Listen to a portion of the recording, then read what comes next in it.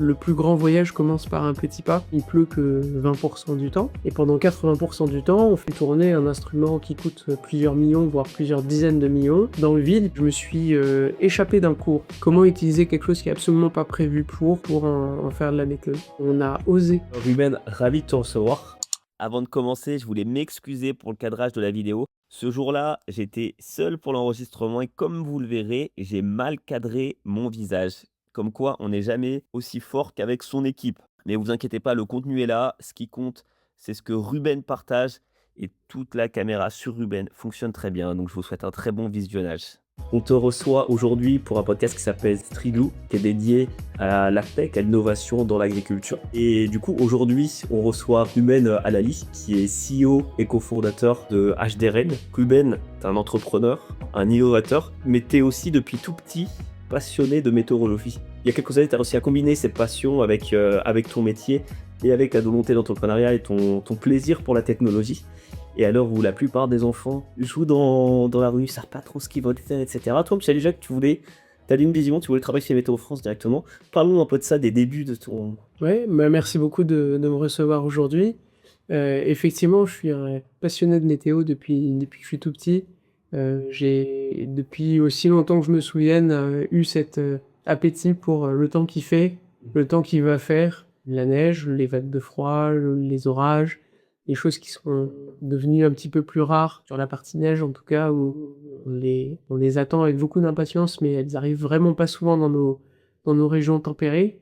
Et c'est vrai que très tôt, je savais que j'avais envie d'aller vers une école d'ingénieur en météo, donc l'école nationale de la météo à Toulouse, Météo France ensuite derrière, avec cette volonté d'en faire mon métier. Et c'est assez curieux parce que la plupart des enfants vont rêver d'être astronaute ou d'être footballeur, des choses qu'ils vont voir dans leur vie quotidienne. Est-ce qu'il y a une expérience particulière qui t'a marqué quand tu étais petit, qui a fait de cette passion née, ou alors une influence que tu as pu avoir? Je sais qu'on écoutait beaucoup la radio, on écoutait France Inter. Sur France Inter, il y avait des météorologues, en fait, des prévisionnistes de Météo France, de chez Météo France, qui passaient tous les matins. Jacques Kessler, Joël Collado, qui faisaient ces bulletins très caractéristiques avec leur voix et leurs accents du sud-ouest. Ils nous parlaient des températures du nord au sud de la France et du temps qu'il allait faire. C'était très poétique, je trouvais. Et puis j'avais aussi un moment un peu privilégié, c'est que le soir à 20h, j'essayais d'être à côté d'un poste de radio, non pas en bande FM, en bande AM, pour écouter la météo marine. Et la météo marine, c'est très, très, très particulier. On encourage tout le monde à aller écouter un bulletin de météo marine. Donc, on peut imaginer les gens qui sont sur les mers ou les océans et qui guettent en bande AM ces indications pour le temps et l'état de mer qu'ils vont avoir avec des codes, les noms des zones et des codes très particuliers. On annonce les vitesses de vent avec une échelle qui est le Beaufort. On va donner un état de mer. On va avoir toute cette particularité d'être vraiment dans un élément finalement qu'on ne maîtrise pas du tout, ou qu'on maîtrise très peu, qu'on a encore eu du mal à comprendre, et sur lequel on a mis énormément de temps à comprendre quels étaient les mécanismes et comment est-ce que ça se déroulait et comment est-ce qu'on pouvait prévoir ça. Finalement, c'est une science qui est assez jeune, et c'est une expertise scientifique qui n'est arrivée que tardivement, même si depuis toujours les gens, et les hommes et les femmes, ont regardé le ciel en se demandant quel temps il allait faire le lendemain. Ils ont observé les signes, mais la compréhension de la mécanique des fluides de l'atmosphère, elle arrive tardivement, et elle est passionnante parce qu'on est dans un domaine dans lequel faire de la recherche fondamentale, peut avoir des applications très concrètes derrière assez rapidement. On peut faire des découvertes en termes de mécanismes météorologiques sur des choses qui sont de plus en plus pointues, mais comme on parle de sujets de recherche qui ont entre 150 ans, une centaine d'années, on est encore au début de tout ce qui peut se faire en termes d'innovation pour l'observation et la prévision météo. C'est assez dingue, donc tous les soirs à 20h, Ruben écoutait la bande AS, c'était le roi de Boone. Toujours, hein. Et c'est cool de Toujours le bulletin de météo marine, peut-être pas à 20h, mais oui, je l'écoute toujours juste pour voir un peu ce qui se dit sur les différentes mers et les océans. Là, il y avait le Vendée Globe. Oui, ça, là, bien sûr. Voilà, donc il y avait Virtual Regatta. Donc j'avais mon bateau. Je pense que il s'est passé 3 mois là où j'ai regardé les modèles météo 4 fois par jour pour pouvoir piloter au mieux le bateau entre les sables d'Olonne, toutes les mers du Sud et remonter jusqu'aux sables d'Olonne en virtuel sur le téléphone et en suivant les marins en réel. Charlie Dalin sur Massif Santé Prévoyance qui a remporté le truc en explosant le record. Et donc ça se fait uniquement parce on progresse d'année en année sur des aspects très navigation, bateau, innovation technologique pour que le bateau aille vite, mais aussi sur du routage, de la prévision à plus long terme, de l'intégration d'intelligence artificielle dans les modèles météo traditionnels. Et c'est tout ça qui permet de voir, bon là, sur un événement sportif, la mise en œuvre du progrès technologique qu'on a fait là-dessus. Mais ensuite, il y a des déclinaisons sur tout un tas de métiers qui sont dits météo-sensibles et auxquels on ne pense pas forcément. On n'imagine même pas. Et avant de passer à la suite, t'as porté, est-ce que dans le jeu, on emportait le nom de Yob? Non, je suis arrivé 10 200. 206e, mais j'ai fait un post sur LinkedIn pour te dire. Alors, quand je suis parti, j'étais dans le top 1000. Et il y a une nuit où, en fait, il y a un soir où j'ai rien réglé. Le bateau s'est retrouvé face au vent pendant 12 heures. Et le lendemain matin, quand j'ai ouvert l'application, j'avais perdu 120 000 places, je pense.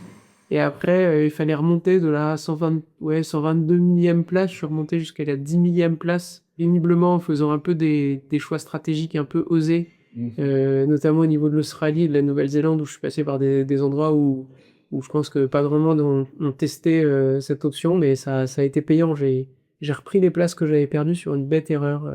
Et puis on imagine que dans 4 ans, du coup, tu feras pas cette fois, tu seras bon. Oui, dans 4 ans. On verra, effectivement si je retente le jeu. Mais si tu veux, on pourra couper et dire que t'as fini premier. Non. J'ai l'honnêteté de dire que c'était dans les 10 millièmes, c'est déjà très très honorable. Dans les 10, c'est beau cette honnêteté. En tout cas, c'est incroyable de voir à quel point cette passion, elle t'a suivi depuis ta plus jeune enfance jusqu'à maintenant. Alors aujourd'hui, on va parler de HD Rail et voir justement les impacts que ça peut avoir sur l'agritech et tous les cas d'usage sur lesquels tu travailles. Mais avant de parler de ça, est-ce que tu peux me dire à quel moment cette envie, elle s'est vraiment transformée en une vraie démarche scientifique pour noter, tu disais que tu avais rejoint l'université à Toulouse, et ensuite l'école. Oui, effectivement. Alors, ce qui s'est passé, c'est que je savais par la conseillère d'orientation, en gros, qu'il y avait une école nationale de la météo qui existait. Pour y arriver, il fallait passer par une classe préparatoire aux grandes écoles. Le chemin est assez bien guidé. Et, voilà, on m'avait aussi signalé que si on choisissait ce parcours, en général, à cette époque en tout cas, donc, du coup, je rentrais à l'école nationale de la météo en 2010, de 2010 à 2013, et en fait, en 2010, il y avait 9 places, dont sur la spécialité en prépa que j'avais choisi, 3 places. D'accord. Et voilà. Et l'école est dans le concours mine-pont, donc avec plein d'autres écoles d'ingénieurs, mais il y a bien plus que 2 personnes qui veulent rentrer à l'école nationale de la météo. Et après, le déclic sur pourquoi aller vers d'abord du scientifique, ça s'est fait à Toulouse.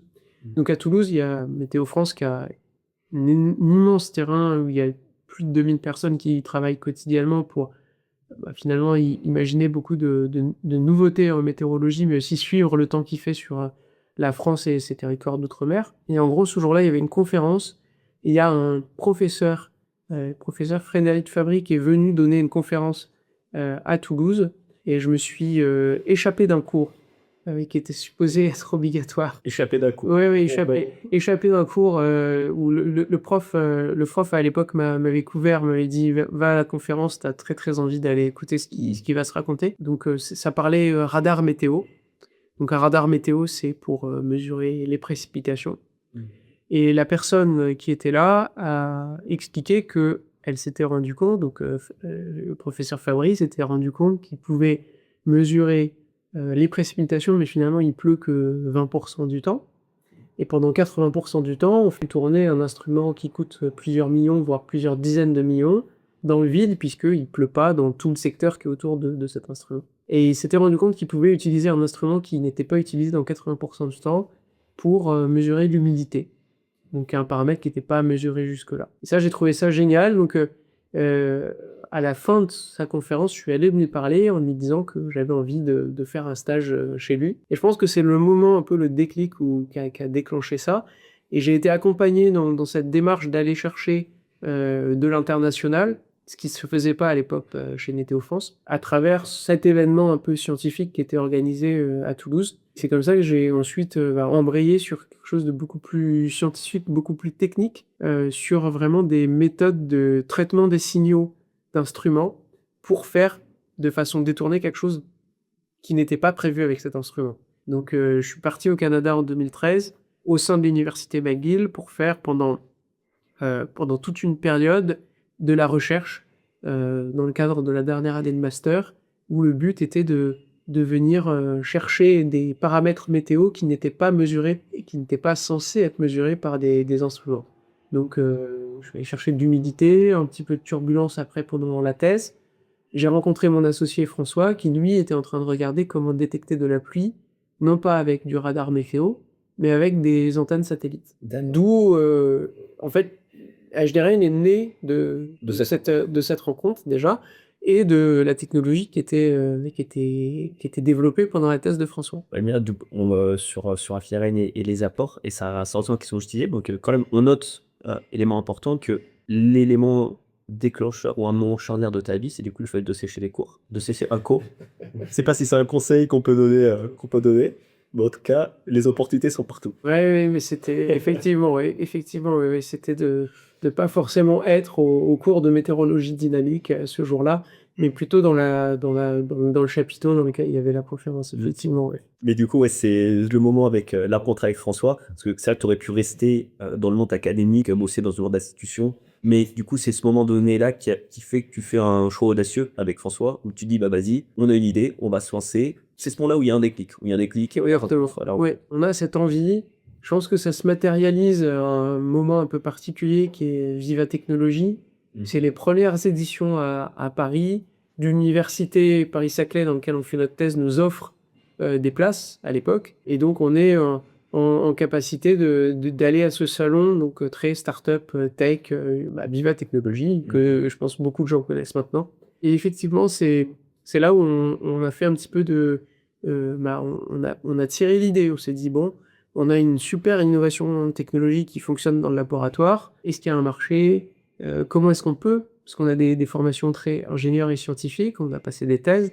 Bon, comment est-ce qu'on passe de ce truc très scientifique à un produit qu'on va amener sur le marché? Et là, à ce moment-là, on se fait aussi accompagner par le lycée, Climate Kick, qui est à l'époque chez Agoranov. Et on a cet accompagnement pour réfléchir à un business plan, savoir, ok, il y a une technologie, mais qu'est-ce que peut être le produit? Et on se lance là-dessus avec pour objectif de dire on va révolutionner l'accès à la donnée de pluie à travers le log.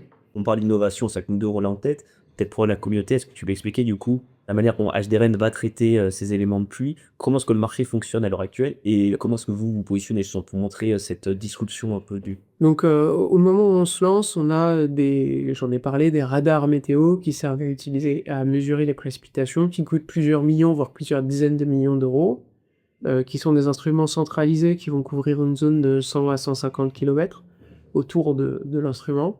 Et nous, on arrive avec une approche en disant, on va décentraliser, plutôt que de faire des modules qui coûtent plusieurs millions d'euros, on va en faire des très peu chers qui vont être plutôt à quelques centaines d'euros pour pouvoir installer ces modules. Et on va utiliser non pas des ondes qui sont dédiées qu'à la météo, mais on va utiliser des ondes télécom. Et ces ondes télécom, on va les convertir. En fait, on va regarder le bruit atmosphérique sur ces ondes télécom et on convertit ça en données météo. Ça, c'est vraiment l'origine d'HDRain. Et après, il y a tout un chemin pour passer dans quelque chose qui était très niche, donc de la pluie, avec des données qui sont issues de capteurs propriétaires, avec des données qui viennent du coup d'opérateurs télécoms satellites, en analyse du bruit qui d'habitude est filtré. Et ensuite, on a élargi énormément. Et donc là, à l'heure actuelle, l'entreprise, elle fait bien plus que de la pluie, mais on a gardé cet attachement aux origines, finalement, avec cette pluie à haute définition. Et maintenant, on fait bien plus que de la pluie et on vient récupérer des données d'énormément d'instruments. On a signé des partenariats avec des opérateurs qui ont déjà des antennes déployées, donc on a arrêté de déployer nous-mêmes du hardware, des dispositifs, et on vient récolter tous les jours quasiment plus de 2 millions de points de données sur des instruments aussi variés que à nouveau du radar, du satellite, des stations météo, des antennes télécom, des ballons sondes, des données qui proviennent par exemple d'avions qui ont des sondes qui viennent faire des profils verticaux de l'atmosphère. On combine tout ça à l'intérieur d'un modèle. On a utilisé et on utilise de plus en plus là, des réseaux de neurones. Donc on a commencé par du deep learning très simple. Ensuite on a plutôt fait du machine learning. Et l'inverse. On a commencé par le machine learning, on a fait du deep learning ensuite. Maintenant, on a basculé sur ce qu'on appelle CNN, Convolutional Neural Network. On regarde comment utiliser des technologies comme du GNN. Et donc, en fait, on vient absorber énormément de données. Et plutôt que de passer par des équations traditionnelles de la physique, on vient utiliser de l'apprentissage profond, pour en faire un produit à très très haute valeur ajoutée avec notre grille de résolution qui est à 500 mètres, que personne d'autre ne fait, et qui est minute par minute. Parce que la concurrence, il y a 1 kilomètre, par exemple. 1 km 3, 1 km 5. Ouais. Et on va venir justement aux applications concrètes, et notamment dans le domaine de la tech, mais je trouve ça, sur la genèse de l'idée, alors on voit toute l'évolution qu'il y a eu et comment le produit a grandi depuis, mais sur la genèse de l'idée, je trouve ça, si je le vulgarise, je trouve ça assez dingue de dire, au lieu de construire des infrastructures extrêmement coûteuses, on va prendre, alors je dis ça de manière bête, mais tu parlais des ondes télé, Télécom, ouais. des ondes télécom finalement, pour vulgariser, c'est comme des ondes télécom, c'est aussi on tire un petit fil entre deux points, Ouais. et les températures météo, enfin les intempéries météo qui vont faire vibrer cette corde. On se souvient tous qu'on était petits, quand il y avait un mauvais temps, on recevait mal la télé, c'était lié à ça, et vous vous êtes dit, en fait, ça nous donne des informations. C'est du bruit, c'est des choses qu'on doit filtrer quand on fait de la télévision, quand on fait Du télécom. Mais pour nous, c'est de l'information qui peut permettre d'économiser l'ensemble. Et donc, c'est parti de cette idée, là. C'est exactement ça. C'est exactement ça. Ouais. C'était comment utiliser quelque chose qui est absolument pas prévu pour en faire de la méthode. Et cette approche un peu opportuniste de voir qu'il y a de l'infrastructure existante et qu'on peut en tirer une information qui a beaucoup de valeur. Elle a été dans l'ADN au moment de la création de la société et ça continue à être dans notre ADN. Donc on a gardé des valeurs avec énormément de techniques, du scientifique, une approche de plus en plus commerciale. C'était un vrai, je sais pas si on aura le temps d'en parler, mais qu'on a eu un vrai tournant pour se concentrer sur les besoins de nos utilisateurs, quel était le travail qui devait être réalisé par les gens à qui on livre cette donnée. Et ça a été un chemin qui a été de dire, on était très technique, on était vraiment en capacité de dire précisément combien il va pleuvoir, mais finalement, la réflexion, elle a été un coup plus loin et elle a été jusqu'à se dire, une fois qu'on sait combien il va pleuvoir, les personnes qui travaillent et qui sont sensibles à cette information-là, de quelle manière on doit communiquer le message pour qu'ils soient en capacité de faire leur métier correctement. On est parti d'un truc où j'ai un pitch très technique en disant je fais de la conversion d'ondes télécom en information météo très précise, et un utilisateur, j'ai un agriculteur, j'ai un viticulteur, j'ai un assureur qui est soumis à de l'aléa météorologique et climatique. Comment est-ce que je lui communique une information? Comment est-ce que je lui apporte la meilleure donnée possible pour que son métier soit le moins possible impacté par les extrêmes météorologiques? Et c'est une très bonne transition. Du coup, concrètement, comment est-ce qu'un exploitant agricole, soit un viticulteur ou d'autres types d'exploitation, utilise vos provisions au quotidien pour régler des problématiques et décrire les problématiques, des problématiques qu'il a justement aujourd'hui? Comment se fait son quotidien? J'ai pas mal d'exemples sur beaucoup de géographie, donc je vais me concentrer sur quelques exemples que je trouve marquants. Un de nos premiers clients, c'est un groupe qui fait du café, du cacao, des épices, de la vanille, principalement dans la bande entre les deux tropiques, donc dans la bande équatoriale. Dans quel pays, du coup? Ils sont basés en France, et le groupe c'est Touton. Ouais. Ils ont cette capacité à aller négocier des matières premières tropicales. Ok. Et donc ils nous approchent avec une volonté d'améliorer leur capacité de compréhension de ce qui se passe au niveau des plantations de cacao en Côte d'Ivoire, en faisant une approche avec installation de stations, récolte de la donnée, livraison des données, intégration dans leur modèle. Et donc, on a été en capacité d'aller déployer 20 capteurs en Afrique de l'Ouest, au milieu, dans l'ouest de la Côte d'Ivoire. On a déployé ces stations qui nous ont fait remonter des informations à un endroit où il n'y avait pas de capteurs. Ok. Parce que par visibilité, du coup, je suis pas du tout familier avec les cultures du cacao. C'est des cultures qui vont être très sensibles. Alors, je vais dire comme son Côte d'Ivoire à des vagues de sécheresse, du coup. Alors, à la température, Ouais. à la pluie, Mhm. le cacao, pour qu'il pousse correctement, il faut qu'il fasse plus de 26 degrés tout le temps et qu'il pleuve entre 1500 et 2500 mm. Vous savez, entre 1500 et 2500 litres d'eau par mètre carré. À titre de comparaison, à Paris, en un an, il pleut en moyenne 700 mm. L'année qui vient de s'écouler, 2024, tout début 2025, on est à un record de pluie à Paris, où je pense que même sur l'ensemble du nord de la France, les gens qui vont nous écouter, ils savent qu'il a beaucoup plu. Donc, je vous ai dit entre 1500 et 2500 pour le cacao en Côte d'Ivoire. Nous, on était à peu près à 1000 mm. Donc, une année qui nous paraît très pluvieuse n'est même pas encore la quantité de pluie n'est même pas encore suffisante, sachant qu'en plus, il faut qu'il fasse plus de 26 degrés, et c'est pas le cas ici. Donc, c'est une culture qui est effectivement sensible à ça, qui a une petite récolte, il y a une grande récolte, qui est très sensible du coup à ces phases de précipitation. Donc, il y a 2 saisons des pluies, une grande saison des pluies, une petite saison des pluies, une saison sèche et une saison intermédiaire. Et donc, plus on a de l'information sur la façon dont la saison des pluies s'est déroulée, plus on va pouvoir avoir des modèles efficaces dans la compréhension de quelle va être la récolte de cacao. Ok.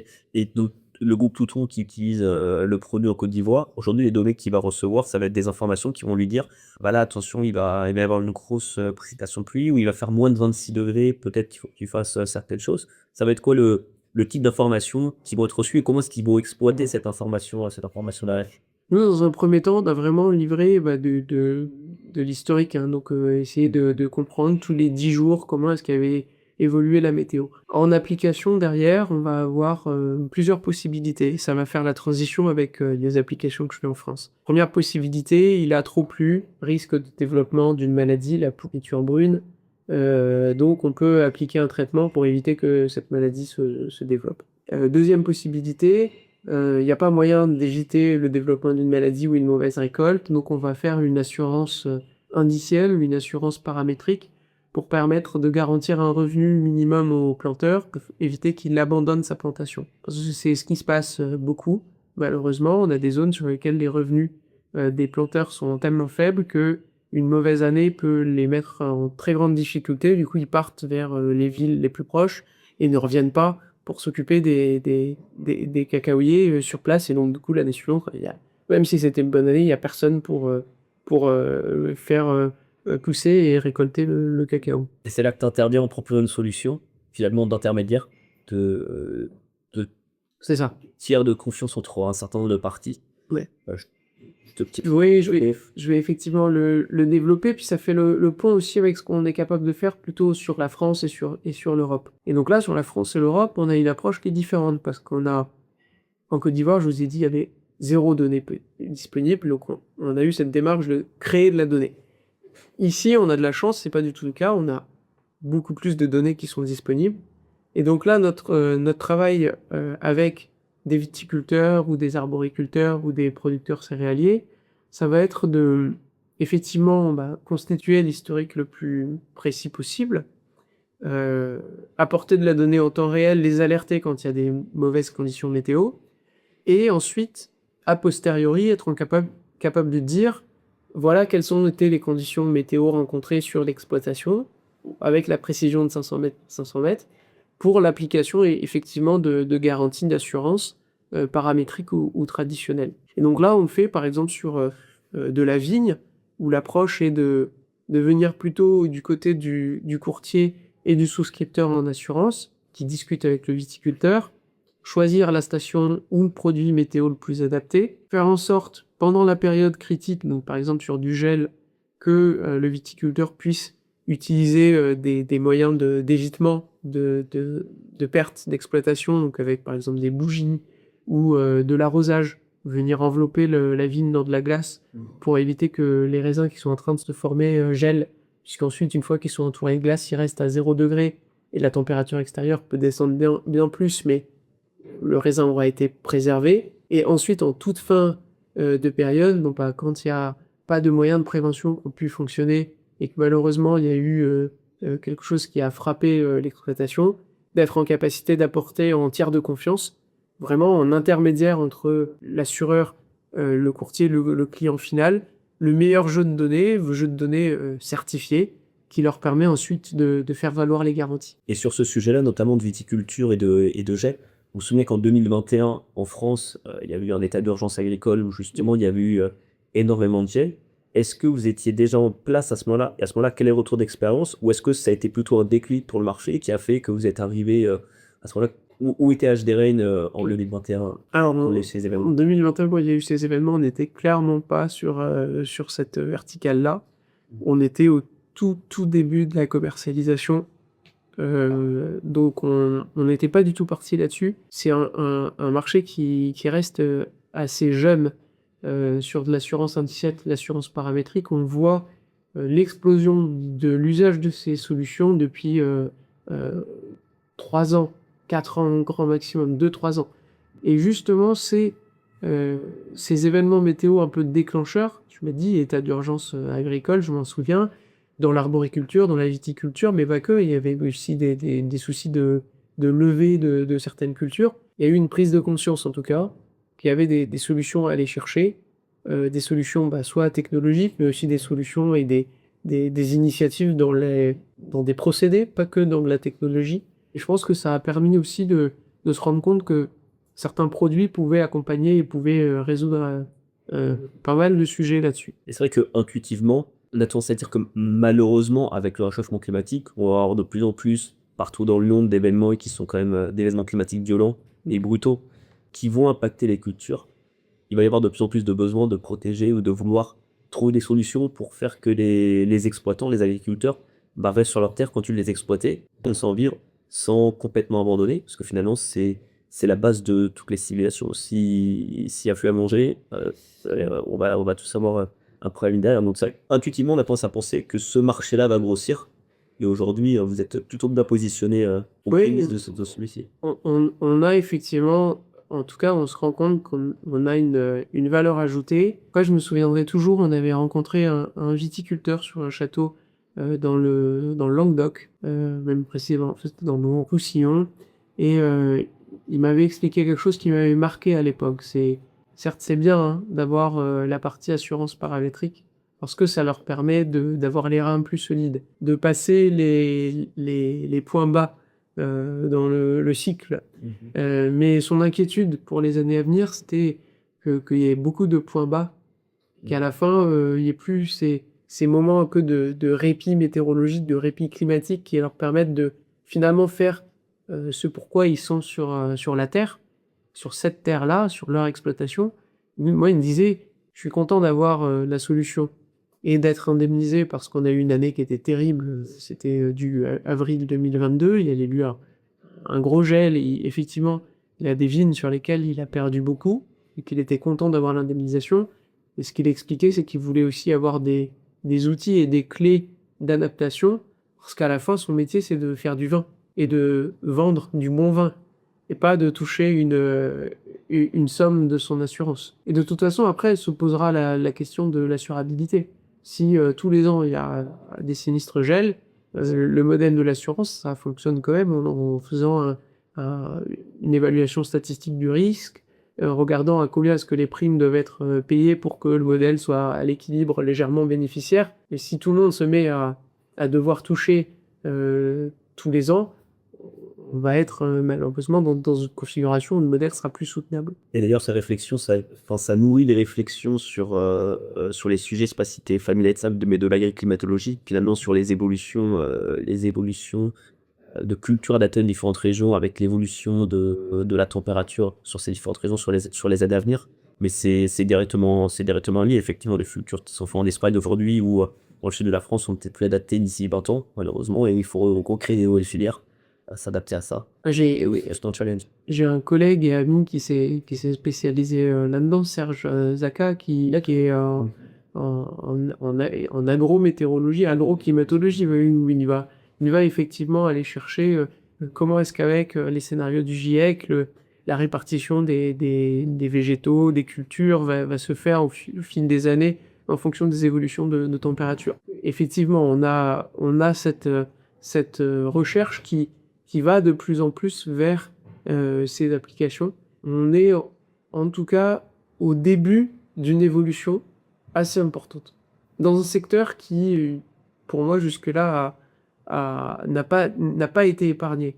Donc, à mon avis, il faut quand même se dire qu'on arrive sur un monde agricole qui a connu des crises importantes ces dernières années et qui a besoin de solutions, mais qui n'a pas forcément la capacité d'investissement à l'heure actuelle, seul, pour faire ces évolutions. Donc je pense qu'il y a un rôle à jouer, puisqu'à la fin, on est au bout de la chaîne, dans nos assiettes. Il y a la distribution, il y a la transformation, et donc il y a l'agriculteur au bout, mais l'agriculteur seul ne va pas pouvoir financer toutes les innovations dont il a besoin pour assurer la transition climatique. Il va avoir besoin des autres maillons de la chaîne. Et quand on a un acteur, par exemple, du négoce, donc qui gère pas de plantation, qui s'investit pour avoir accès à une donnée plus fiable et qui ensuite va faire toute une série de conseils aux petits producteurs pour leur permettre d'être plus efficients et plus résistants aux aléas climatiques, c'est une bonne nouvelle. Mais l'autre bonne nouvelle serait d'avoir des coopératives, pas seulement coopératives agricoles, par exemple des coopératives d'achat, de l'agro-distribution, qui s'investissent plus dans les nouvelles technologies, dans les solutions, pas forcément que technologiques, mais dans les différentes solutions pour rendre notre agriculture en Europe plus résiliente face aux aléas. Et ça, ce mouvement-là, j'ai pas du tout l'impression de le voir très concrètement. Je pense Je ne le sens pas aujourd'hui, non. surtout qu'on est dans un secteur où on regarde année après année et on n'a pas forcément encore une idée d'un très long terme. Et d'ailleurs, on est plongé en pleine incertitude. On a la réforme de l'assurance agricole qui se prolonge, qui est floue parce qu'on n'a pas de budget, parce qu'on a... Voilà, donc on est quand même dans une configuration où il y a des éléments qu'il va falloir mettre en place assez rapidement pour assurer tout ça. C'est un véritable sujet et qui revient assez souvent, c'est le fait, tout simplement, que, on va dire, le gouvernement dans son ensemble et toutes les institutions donnent de la visibilité, tout simplement. À partir du moment où tu as de la visibilité, quel que soit le chemin, tu peux t'adapter et tu peux avoir un plan d'action, on va dire, structuré, mis en place. Mais tant que tu es dans un flou artistique un petit peu, et qu'il peut se passer plein de comptes différentes, ça peut aller dans plein de directions différentes, bah, tu peux pas avoir un compte d'action non plus concrète, toi en tant qu'exploitant ou en tant que différents maillons de la chaîne aussi derrière. Donc, Et puis ça, en fait, ça crée énormément d'incertitudes pour les acteurs. Donc c'est délicat de leur demander de s'engager dans une voie si potentiellement, une fois qu'ils ont fait 5 km, on leur dit en fait c'est pas de ce côté, c'est de l'autre côté. derrière. Oui, voilà. Donc ce genre de choses n'est absolument pas envisageable, en tout cas pour eux. Ah, mais effectivement, et là, c'est des sujets qui sont très profonds, qui touchent la société Ouais. au cœur. Pour recentrer un peu sur Agilent, tu donnais des exemples du coup d'utilisation. Est-ce que tu as aussi des exemples précis en tête de décisions qui ont été prises par HTRA il y a des moments par différents clients que tu as pu avoir, qui t'ont marqué? Oui, pour moi, ces 2 dernières années, on a accompagné des projets dans lesquels on était beaucoup plus proche non pas d'un produit technique et ce que je disais tout à l'heure, il va pleuvoir tant ou il va faire telle température, où on a été plutôt dans de la réflexion sur la façon dont on devait apporter l'information. Et je donne un exemple sur un produit on doit vous alerter sur le temps qu'il va faire.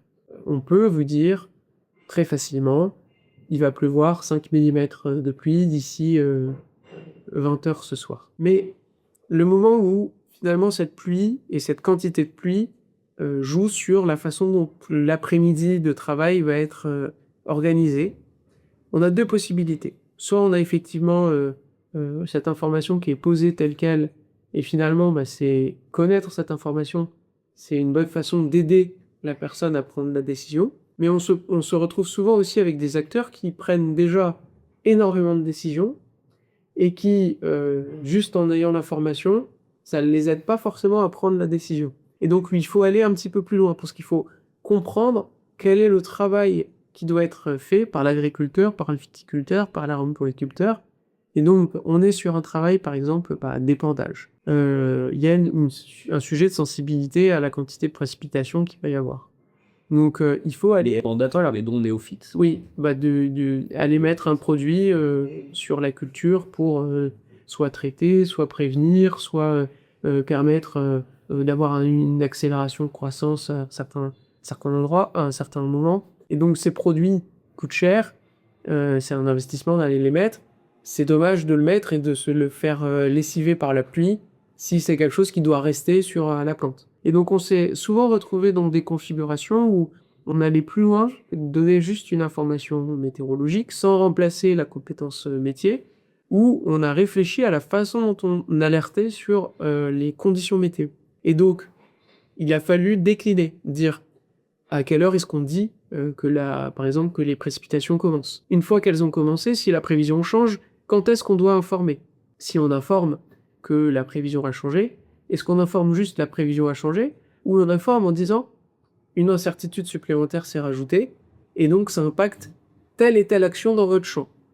Et ça a beaucoup plus de poids et ça a beaucoup plus de valeur pour nos utilisateurs finaux, parce qu'ils vont être avec une connaissance qui va allier leur capacité de connaître leur climat local avec nous, l'analyse météo par le prisme de leur métier. Et ça, pour moi, c'est quelque chose qui m'a marqué ces dernières années. On a arrêté de faire que une information très brute. On est allé plus loin. On produit, par exemple, un rapport qui accompagne de les données certifiées, qui va expliquer tout le travail qui a été réalisé sur la data. On va, dans la façon dont on va réfléchir, au lieu de donner une alerte avec une quantité dit du météorologue, on va venir combiner 3 paramètres météo et donner un code couleur qui va parler à notre interlocuteur. Et ça lui parle parce qu'on a construit les codes couleurs ensemble.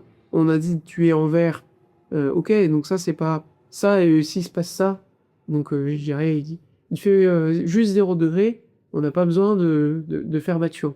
La température passe à moins 2 degrés mais il y a du vent, ok, on est dans du jaune, on n'est plus dans du vert. Et donc là on a construit ces seuils et cette traduction des seuils très métiers du météorologue en application du côté de l'utilisateur.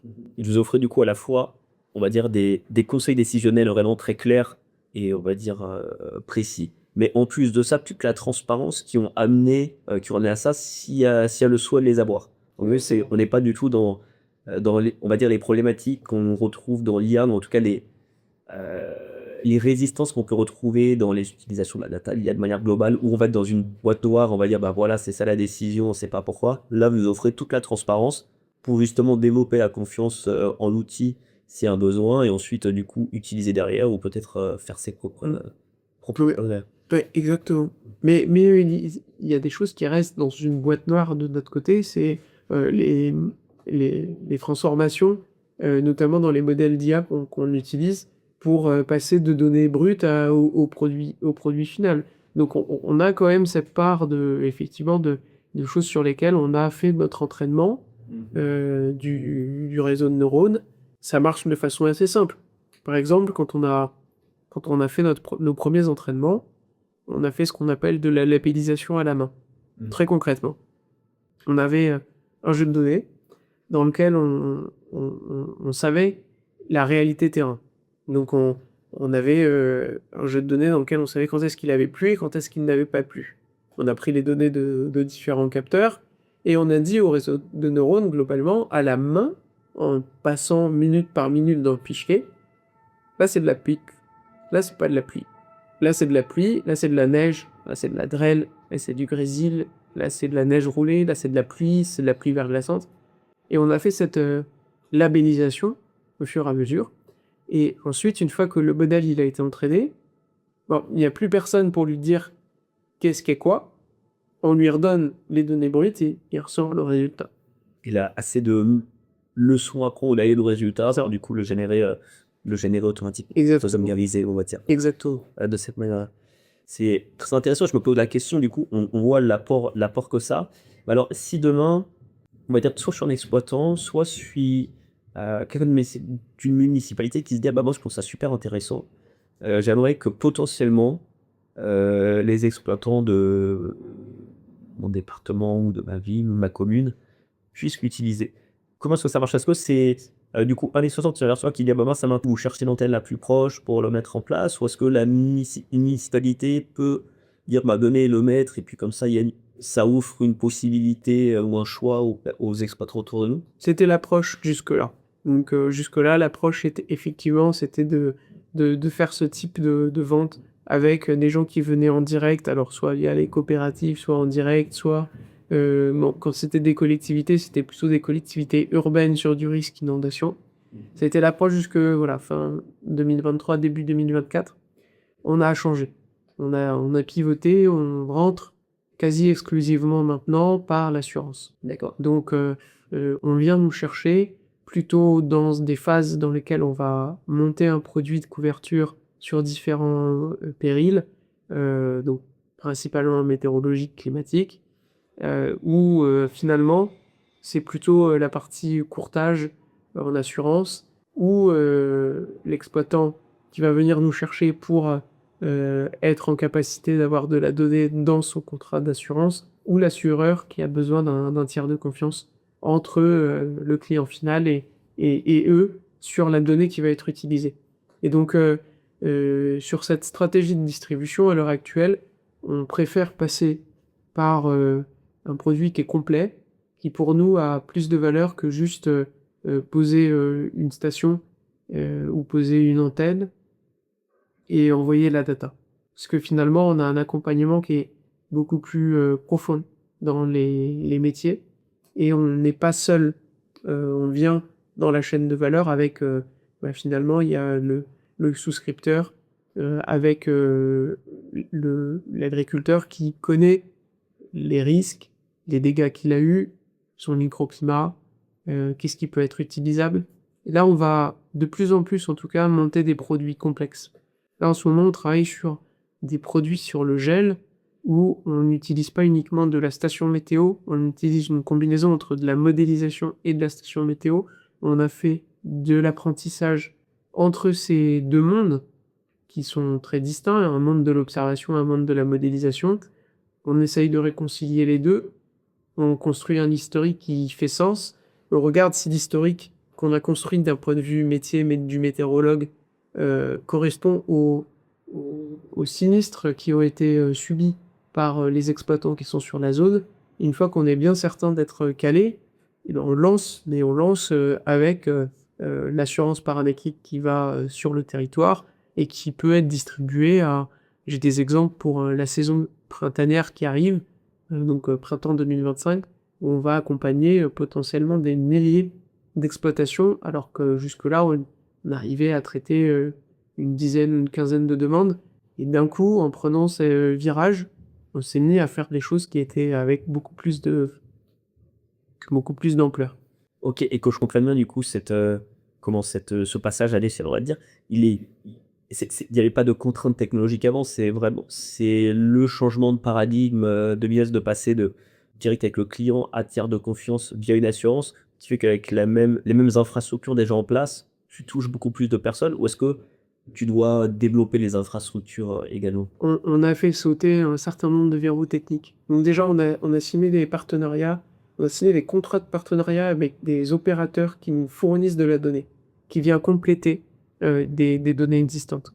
Donc on a des opérateurs, on a un opérateur satellite et puis un opérateur télécom un petit peu plus traditionnel, avec qui on a ces contrats qui nous permettent d'acheter de la donnée, ou même d'accéder à de la donnée et de leur reverser un pourcentage de chiffre d'affaires, mais en ayant vraiment eu la précision sur cette partie-là. Deuxième aspect, et ce verrou technologique, ce qui nous a permis de faire, c'était de débloquer non pas un petit territoire de 20 capteurs sur l'ouest de la Côte d'Ivoire, donc ça faisait une zone qui faisait à peu près la taille de la Franche-Comté, Et d'un seul coup, on est passé à couverture de 17 pays en Afrique en utilisant des données via le partenariat qu'on a eu du côté de l'opérateur satellite. Et là, quand on en est d'un seul coup sur 17 pays, on va pas pouvoir aller avec individuellement les gens qui sont présents sur la zone.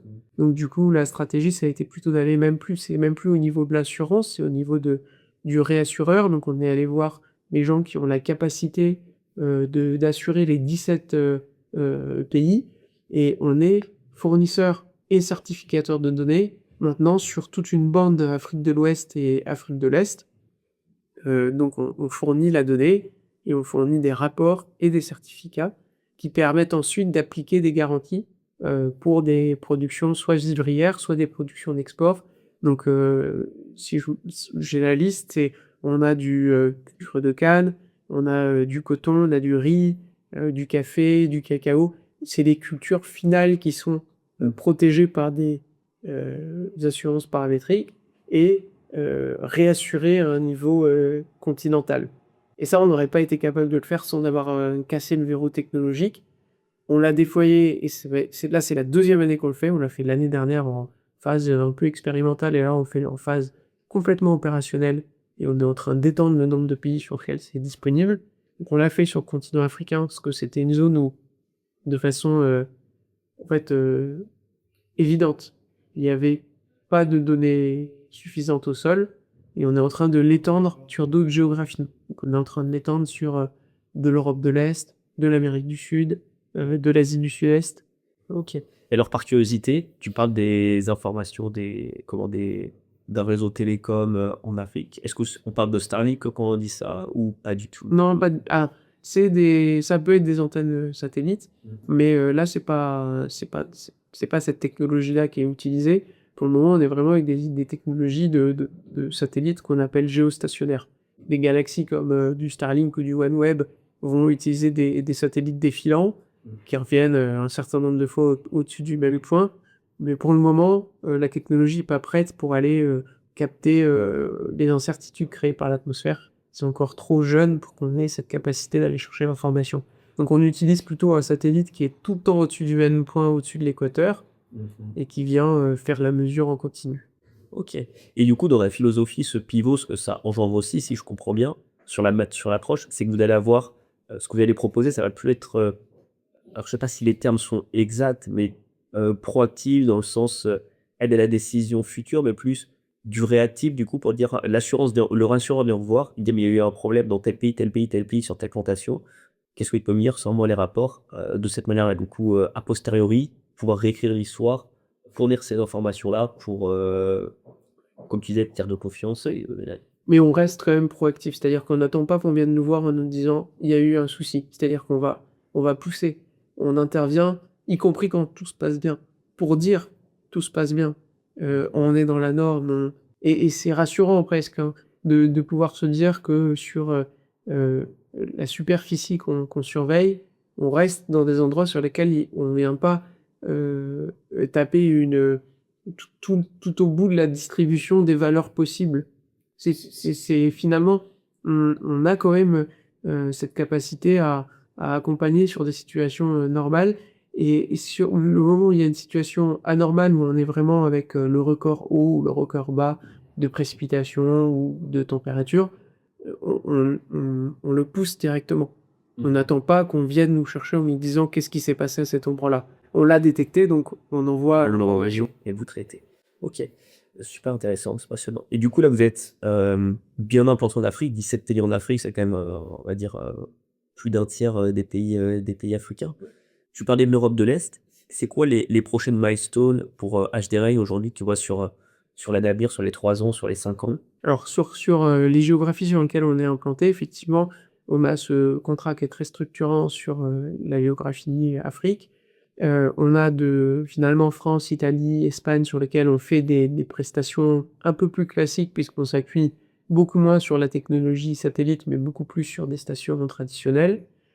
Effectivement, en Europe de l'Est, on a une approche un peu innovante en utilisant un peu une combinaison, puisque l'infrastructure est un peu intermédiaire entre ce qu'on peut avoir en Afrique, donc de quasi inexistant, et ce qu'on a en Europe de l'Ouest, c'est-à-dire la Rolls-Royce. Donc on est un peu dans l'intermédiaire, on combine au mieux. Et là, on a eu en tout cas en 2024 des premières choses sur l'Amérique du Sud et sur l'Australie. L'Australie qui a un marché sur l'agricole et sur l'assurance paramétrique pour le monde agricole qui est en train d'exploser.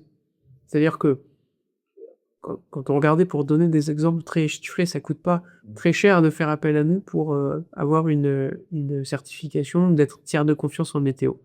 On est avec une tarification qui va, sur certains contrats, être entre 500 et 700 euros, 700 et 1000 euros sur notre intervention en tant qu'apporteur de fournisseur de data, fournisseur de la certification. Et d'un seul coup, on s'est retrouvé avec des premiers contrats en Australie, où là, les montants, ils étaient absolument pas dans les mêmes proportions. On s'est retrouvé avec, d'un seul coup, entre 15 000 et 20 000 euros par contrat sur apporter la data, la comparer, la traiter correctement, envoyer la partie alerte quand il y a quelque chose qui se passe, et finaliser avec rapport et certification.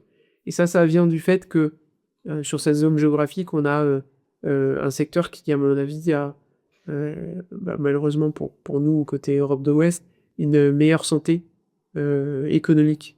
Et ça, c'est une différence qui est notable, c'est de voir qu'on intervient dans des zones sur lesquelles on a des acteurs qui sont prêts à mettre le prix de l'innovation, à la fois dans l'approche et dans la technologie, pour avoir accès aux meilleurs produits. Et ce qu'on disait, c'est qu'en ce moment, avec la crise que le monde agricole traverse ici, il y a un frein pour aller vers ces produits qui sont très efficaces pour le secteur. Alors qu'en Australie, il y a vraiment cet investissement qui fait, on va protéger de manière, du coup, plus préventive que réactive aux problématiques, en disant, bon, on va gérer son quotidien, Oui. on va se démerder. Oui, complètement. Aujourd'hui. Complètement.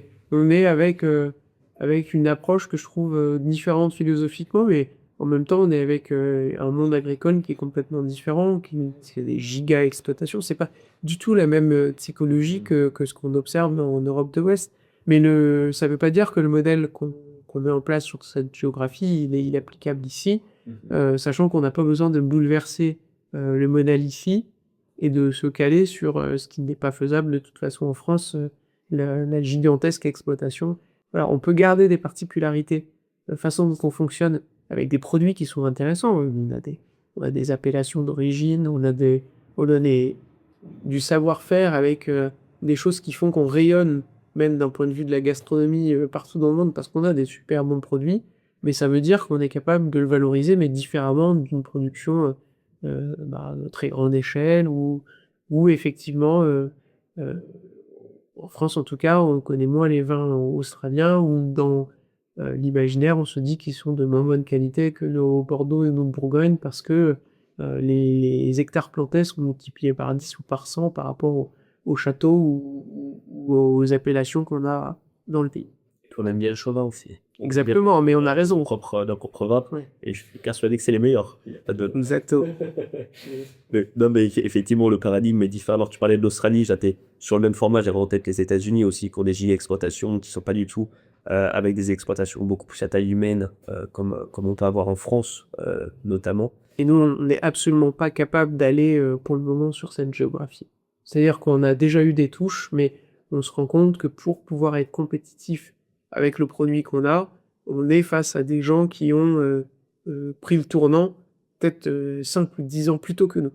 Donc c'est des acteurs qui sont établis, qui ont payé frais le marché, qui sont avec tous les assureurs qui existent sur la distribution de produits agricoles. Notre chance, dans le développement qu'on a, c'est de se retrouver avec des acteurs qui sont très centrés sur les USA, mais même les USA, les États-Unis continentales, connus. Donc vraiment les grandes plaines. Et finalement, ces acteurs ont même pas de capacité à aller regarder ailleurs ce qui est en train de se passer, parce qu'ils sont avec un truc qui est gigantesque et qui est autosuffisant, qui rapporte largement assez d'argent avec suffisamment de problématiques pour avoir une velléité d'aller se mettre sur des marchés qui sont beaucoup plus compliqués. On est pour le moment un peu bloqué sur ce passage de l'Atlantique, Par contre, on le fait très bien en croisée, en traversant et en changeant d'hémisphère, puisque là, on trouve des caractéristiques sur des pays comme le Brésil, la Colombie, le Chili, où on a des caractéristiques qui sont plus proches de celles avec lesquelles on a l'habitude de travailler. Du coup, objectif principal de l'Amérique du Sud, pénétrer ce marché-là sur lequel tu vois des opportunités plus à court terme. Continuer sur le volet Europe parce qu'on a un produit qui est de plus en plus abouti. Continuer à pousser aussi sur de la partie Australie, effectivement, et ne pas se fermer la porte à des opportunités qui arrivent maintenant qu'on a des clients avec qui on travaille quotidiennement. On se rend compte que c'est aussi ces groupes qui sont capables de nous amener sur des géographies qu'on connaît pas. C'est passionnant, c'est extrêmement intéressant et c'est notamment très enrichissant, je trouve, de voir toi qui as cette expérience, de voir ces différentes de philosophie ou de réalité juste, on va dire, factuelle entre les différentes régions du monde. C'est vrai que nous-mêmes, je pense qu'on est tous centrés aussi sur comment ça fonctionne en Europe, sur l'agriculture en Europe. Forcément, on réfléchit pour nous-mêmes, pas de manière égoïste, mais pour nous-mêmes, pour le bien. Et c'est intéressant de voir comment ça fonctionne ailleurs et comment tu t'adaptes à tout ça. J'ai aussi une petite question. Toi qui as du tout ça, tu as eu quand même un parcours très riche et diversifié. Si tu devais donner un conseil à, je sais pas, un jeune scientifique ou allez, je sais pas, toi, qui regarde, ou un jeune scientifique qui hésite entre risquer dans la recherche de ce parcours-là et peut-être sauter le pas, se dire je vais passer du monde de la recherche pour mettre à disposition ce sur quoi j'ai travaillé dans l'industrie en faisant l'entrepreneuriat, qu'est-ce que tu conseillerais? Ou qu'est-ce que tu lui dirais? Je dirais d'être persévérant. Ça se fait pas en un jour. Nous, le chemin a été long. Il y a eu des obstacles, il y a eu des hauts et des bas. Il y a eu des moments qui ont été très très compliqués, d'autres où ça a beaucoup mieux marché. Donc, je pense qu'il y a au moins cette prise de conscience à avoir. C'est le chemin va être long, plus long que ce qu'on peut imaginer. Et également, il faut se dire que on voit beaucoup de succès qu'on a l'impression être fulgurants. Mais quand on regarde, il y a beaucoup d'entreprises qui se mettent à marcher au bout de 5, 6, 7 ans. Voilà, on regarde dans la tech, il y a des choses, ils ont mis plusieurs années avant de comprendre où était leur product market fit, comme on appelle, donc vraiment une bonne réponse sur le marché du produit qu'ils ont élaboré. Et finalement, les premières années, ça y était pas. Certes, ça a pu faire des belles choses, mais voilà. Donc, je pense que il y a de la patience, de la persévérance, voilà, de la résilience un petit peu. La deuxième chose, c'est sur l'ambition, parce que je trouve qu'on en manque un petit peu, ou en tout cas, on est dans une configuration où on nous met dans une dynamique où on peut être amené à manquer d'ambition. Et ça, j'essaye de casser cette dynamique-là, mais pas que moi, aussi l'équipe, les partenaires avec qui on travaille, et on a osé aller sur des choses qui nous semblaient infaisables. Je pense qu'on s'imaginait pas comme fournisseur et certificateur de données météo sur 17 pays auprès d'un réassureur. On l'avait pas imaginé. On se donnait même peut-être même pas la capacité de le réaliser, parce que en plus le chemin a été très long pour y arriver. Et finalement, en fait, oui, c'est possible. Et il faut rêver peut-être plus grand que ce qu'on a eu l'habitude de faire jusque-là, surtout quand on vient du monde de la recherche. Je trouve que c'est une phrase très profonde et vibrante de dire il faut oser faire quelque chose qu'on pense impensable. Juste se lancer, faire ça, je trouve que c'est très fort. C'est très fort et c'est très beau. Et d'ailleurs, tu parlais de ton parcours avec des hauts et des bas. Ce qu'on n'a pas dit, c'est que HD Rain a été incubé à Station F pendant des années et qui a notamment, je le recommande si des personnes se reconnaissent là-dedans, un documentaire qui a été fait où on te suivait toi ainsi que d'autres entrepreneurs dans le quotidien en voyant ces hauts et ces bas, c'est comment ces pics émotionnels qui peuvent être positifs ou négatifs et qui ont vraiment la réalité du métier de l'entrepreneur avec ses côtés positifs comme moins positifs. Et je trouve que le documentaire était très bien fait. Il y a eu 3 saisons, Fondation, Station F, Fondation, et oui, effectivement, et en plus, on voit les tout débuts. Ceux où il y a énormément de choses à faire et où on est très peu nombreux. Là, on est une équipe, déjà 15 personnes dans l'équipe, pas mal de problématiques nouvelles, un plan de recrutement parce qu'on a fait rentrer des fonds d'investissement en fin d'année dernière, donc on va continuer à renforcer l'équipe. Mais effectivement, en fait, on voit le tout début et les premières problématiques qui se posent. Je suis en écoute pour finir. Une petite question pour toi, je la pose. Déjà, je te remercie pour cet effort, c'était passionnant. Cela, puis plein de choses sur des aspects même du monde de l'agriculture via le prisme de la science qu'on n'imaginait même pas, sur ce qui pouvait exister. Et une question que je pose toujours à tous les auditeurs, c'est est-ce que tu as une citation, une devise que tu voudrais partager avec la communauté? Alors, ouais, j'ai eu la question avant, du coup, j'ai eu le temps d'y réfléchir. J'en ai 3 qui me sont venus en tête et en vrai, je vais en garder 2 qui font sens et qui vibrent un petit peu. La première, c'est quelqu'un qui dit de façon un peu, humoristique, c'est un peu, du côté des météorologues: «Il y a pas de mauvais temps, il y a que des mauvaises, tenues pour faire face au temps qu'il fait dehors». Et finalement, c'est un peu c'est pas tout à fait vrai parce que quand on est dans le monde de l'agriculture, il y a du temps terrible pour l'agriculteur et on peut pas mettre un kawaii sur son champ, hein, ni des moufles, à ses grappes de raisin. Donc voilà, donc il y a effectivement, cet aspect un peu, heu, humoristique sur la partie météorologue qui dit que finalement, nous humains, on peut résister à quasi tous les temps qu'il fait sur la planète pour le moment. Et puis la deuxième, qui est très inspirée de ce qu'on a fait en Afrique, notamment en Côte d'Ivoire où j'ai un interlocuteur qui, au bout de plusieurs années, justement une fois qu'on avait déployé sur, une très grande zone, m'avait dit, à l'époque que le plus grand voyage commence par un petit pas. Ça fait un peu écho à ce que tu disais, qu'est-ce qu'on dit aux scientifiques qui hésitent à se lancer? Il a l'impression que c'est très, très loin la destination et finalement pour y arriver, faut y aller, avec un premier petit pas. Les plus gros voyages commencent par un petit pas. Et ben, Ruben, merci beaucoup pour ton temps et pour ce partage. Merci beaucoup.